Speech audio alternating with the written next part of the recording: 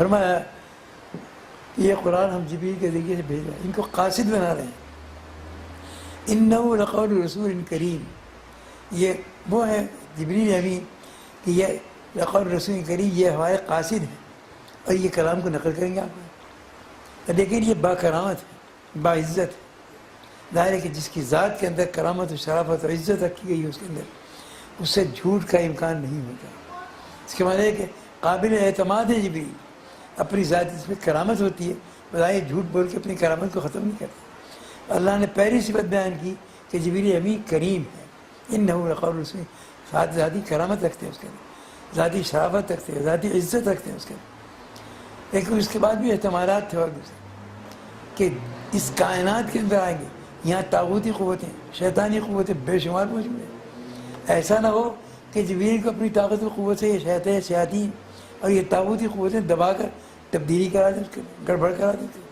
فرمایا ذی قوت، ہم نے اتنی طاقت عطا فرمائی ہے ان کو کہ سارے شیاطین مل کر بھی ان کے پر کے برابر نہیں ہو سکتے۔ جبریل امین کو لوط علیہ السلام کی قوم پر بھیجا گیا کہ انہیں پوری بستیوں کو، میں آبادیوں کے، میں مکانوں کے اٹھایا، آسمانوں کے لے گیا، جا کے الٹ کے پھینک، جس کی طاقت ہو، کون شیطان ہے جس طاقت کا مقابلہ کر سکتا ہے؟ ذی قوت۔ پھر ایک احتمال تھا کہ کلام کو ہم دور سے اگر سنتے ہیں کسی کلام کو تو بعض اوقات کہنے والا کچھ کہتا ہے، ہماری سمجھ میں کچھ اور بات آتی۔ فرمایا ذی عند ذی العرش مکین، جبریل عرش والے سے انتہائی قریب ہیں، اس کا امکان نہیں کہ کہا کچھ گیا اور سن لیا کچھ اور، جو کہا گیا وہی سنا ہے اور وہ محفوظ ہے سنبھا اس کا۔ یہ قوت انتہائی مکی۔ اور پھر آگے فرمایا گیا کہ وہ ذات جس کی کلام کو کوئی توجہ سے نہ سنتا ہو وہ بھی بدل ہو جاتا ہے، کہنا کچھ چاہتا ہے چھوڑ دیتا ہے کچھ اور۔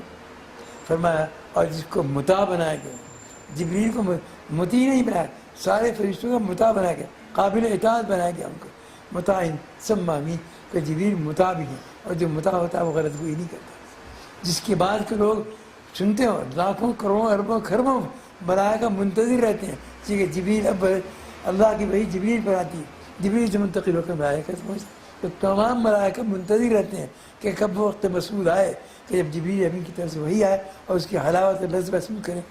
ظاہر وہ حلاوت لذت ہوتی ہے، اس میں سرمستی پیدا ہو جاتی ہے، ملائکہ علیہ السلام مست ہو جاتے ہیں اس کے اندر کرم یہ ربانی کو سننے کے بعد۔ اسی لیے قرآن کریم میں فرمایا کہ ملائکہ اب ساری وحی کو سننے کے بعد ایک کیفیت سرمستی میں آ کر آپس میں ایک دوسرے پوچھتے ہیں کہ ماذا قال ربنا، کیا فرمایا ہمارے پروردگار۔